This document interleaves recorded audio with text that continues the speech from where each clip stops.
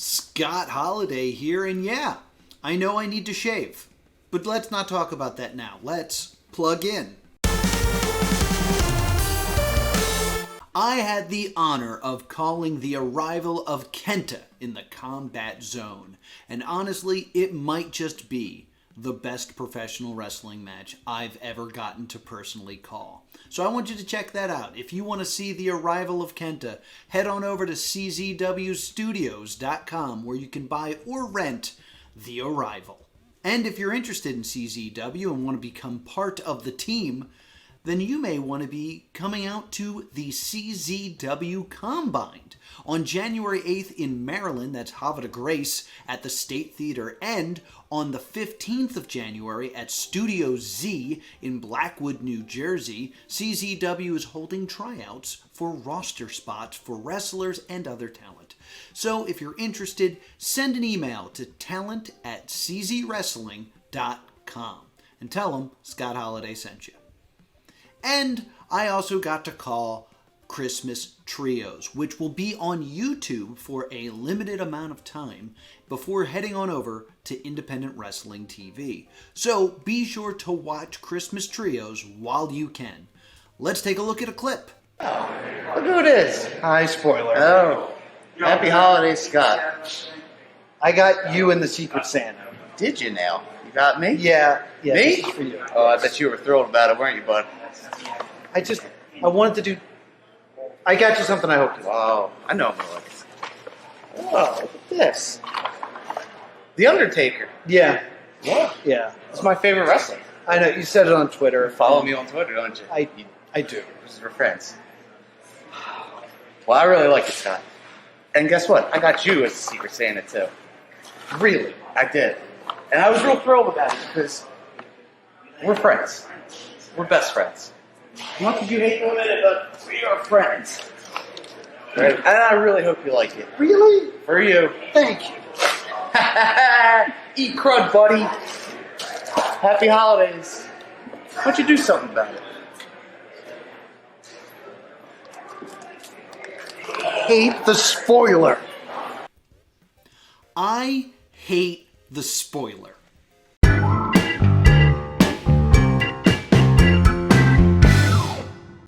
Today on the Soapbox, it's the end of the year. I want to give out my awards for the best of 2022. So sit back and relax. Here's the best of the year, according to this idiot. Storyline of the year. There's been a lot of great stories being told in the world of wrestling these days. The whole arc of MJF has been absolutely fantastic. Having Sammy Uso join the Bloodline has been one of my favorite things in wrestling this year. But there's only been one storyline that was so good that I had to make a whole video about it. I'm gonna say that the storyline of the year was the Ring of Jericho. ROH champion, the Ocho, Chris Jericho's reign of terror as he took on all comers in forms of champions of ROH as he defended that title and in trying to disgrace ROH became one of the best champions of ROH. I think it was a wonderful story. My only critique is I think it ended too soon. As much as I love world champion Claudio, I would have liked to have seen Chris Jericho take on a few more ROH past champions. But other than that, I have no complaints, so it gets my award for Best Storyline of the Year.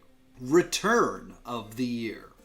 Now, a lot of people returned this year to the world of wrestling. Claudio, Braun Strowman, Emma, just to name a few. WWE brought back so many people that they let go, but I really think only one person could be given this title. And I personally wanted to give it to Saraya because I never thought Paige was going to step back into the ring. And the moment her name was on the Tron, I exploded with joy because Paige's career ended too soon. And I was so excited to have her back. I'm not going to lie and say that her return match was perfect, so that knocked it down a few points. And I think a lot of people are thinking this award's going to go to Cody. This rocked the world of professional wrestling in that one of the biggest names that AEW had, one of the creators of AEW, jumped ship and went back home to the WWE. But when push comes to shove, it can only really be one person, and that's Stone Cold Steve Austin. The fact that in 2022 we got one more match out of Stone Cold, and he was doing like suplexes on the concrete floor, absolutely magical. And in the main event of WrestleMania, no less, you gotta give it to Austin. Finisher of the year. Now for this one, it's a bit tough because I wanted to try to pick something that was a finisher of this year. I mean, I feel like it's a bit unfair to just be like, yeah, the Black Arrow, it's still awesome. It's bulletproof, except for that one time that Bryce didn't count Trent's shoulders down for some reason. And look how many flips and turns it does. That would be the easy way to do it. I wanted something that was very much this year. Something that really just had its coming out party in 2022. Maybe the Rochambeau, or maybe the new snare trap that Jungle Boy started using. But I think there's only one move that really caused people to jump out of their seats, and it's actually a series of moves that can go on as long as the audience likes it. It's the Power Bomb Symphony of Wardlow. It reminds me of my younger days when I would cheer for Sid in ECW to come out and just murder everyone. Every one of those power bombs looks horrible. It looks like a person is being broken in half. And after seeing the first one, knowing that at least two more are coming, it's fun. It's just fun. And it's not a move that you're going to see people kick out of, so it is a very effective finisher, along with coming with fun hand motions and lots of cheering from the crowd. So this one's for you, Wardlow. Non-wrestler of the year. Now, I'm taking this to mean a person who did not wrestle, which is the only reason I'm not giving this to Pat McAfee, because Pat McAfee wrestled, in fact, twice at WrestleMania. So I can't give this award to Pat McAfee, even though I super enjoyed his work behind the commentary desk. I am instead going to pick probably the obvious, less exciting choice, but a man who is perfection on the mic every single time, and that's Excalibur. Excalibur can tell a wonderful story, hit you quickly with a joke, and then slam you with 9 promos in about the course of a minute. No one does their job better than Excalibur. Promo of the year. Now, I think there are about 1,000 different promos that could win this. Basically, anything that CM Punk said in the ring, anything that MJF said, some fantastic Usi promos from Sami Zayn and Roman Reigns. Paul Heyman is still the king. The fighting like a 6-year-old girl out of FTR, but you can call it recency biased or whatever you want. I think nothing even comes close to me than Hangman Page. What's his name?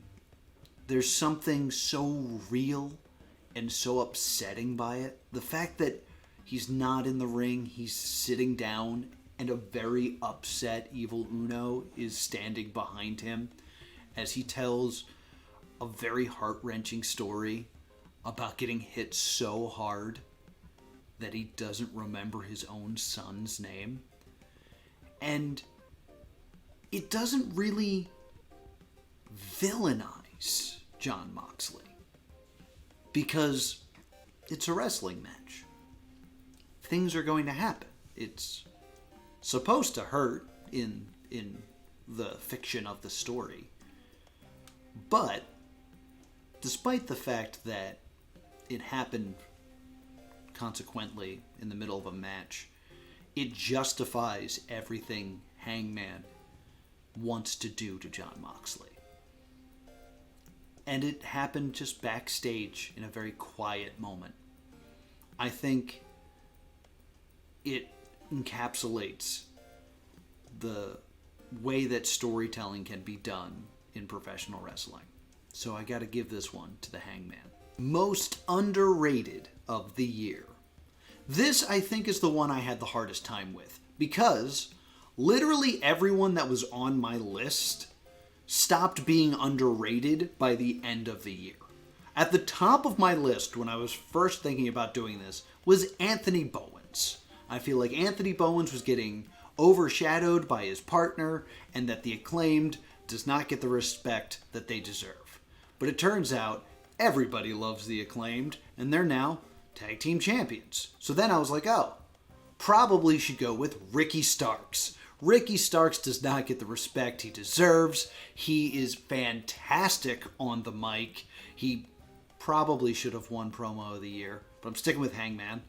And then he had a fantastic match with MJF. So I can't say that he's underrated either. Then under that was Jamie Hayter. But Jamie Hayter is currently the AEW Women's Champion. So I kept going down the list, and I ended on Angel Garza. I feel like Angel Garza got lost in this Lost Lotharios situation, and we all forgot how great Angel Garza was as a singles competitor. The wing clipper looks weird, but I love it as a finish, and he used to throw pants at people. Remember when he threw pants at people? Give me more Angel Garza, please. Most underutilized wrestler.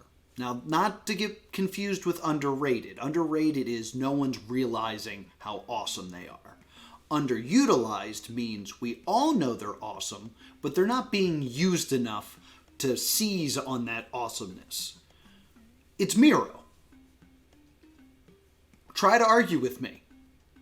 Miro is incredible, and I don't know why he's not on my television. The end. Most anticipated return. I have to give this one to someone that I'm positive is going to be returning soon. So unfortunately, as much as I hate to say it, I can't give it to Big E, Adam Cole, or Kyle O'Reilly. Which, I don't even want to think about that. But, once you remove those three, it's pretty obvious that this has to go to Cody. Because Cody's disappearance has been felt in the WWE. He was just getting really rolling. And for him to just be removed from the world of WWE so abruptly is a shame. Plus, I'm not giving him Match of the Year. So, I gave him something. Tag Team of the Year. This has to be FTR. I'm sorry. The Young Bucks, you're great. Usos, you got all the titles from the WWE and you've held them forever. Fine. FTR has one more set of titles than you do. At least they did. And you know what I've never said? That wasn't a great FTR match. All of them are good. Like, every time I hear, oh, FTR is wrestling blank, I think, oh, that's going to be a good match. It could be a broom and a mop. And I'd be like, yes, I will pay for that pay-per-view. FTR has not just been the best tag team, but redefining what tag team wrestling is and making tag team wrestling main event quality. You gotta give it to the boys. Not them boys, those boys. Wrestler of the Year. Not giving it to Cody. I'm sorry. There's a lot of great wrestlers right now, and it's really hard to argue against Roman Reigns. Roman Reigns is having a historic run with the titles, holding both belts, and seems entirely invincible. Not even being thrown out of the ring by a tractor could defeat him. So how are you going to argue against Roman Reigns? Like this, it's Jon Moxley. Jon Moxley has shown more heart and more desire than anyone I've ever seen. Every time he steps into the ring, he not only challenges himself, but you can tell that he elevates whoever he's in the ring with.